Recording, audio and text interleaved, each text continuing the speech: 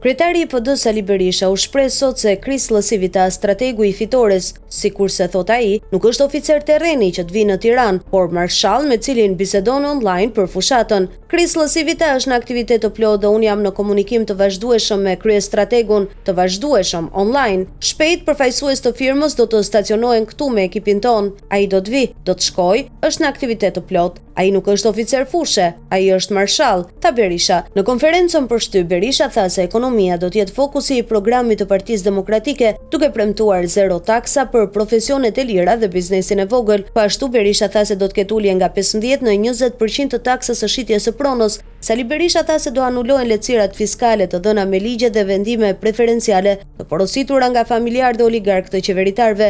Ligji për investime strategjike, siç është, nuk do ekzistojë. Korporata e investimeve strategjike, korporata e korrupsionit, merr fund javën e parë të qeverisë së PD-s, do rishikohet në total sistemi aktual i gjobave dhe ndëshkimeve armiqësore ndaj biznesit, tha Sali Berisha.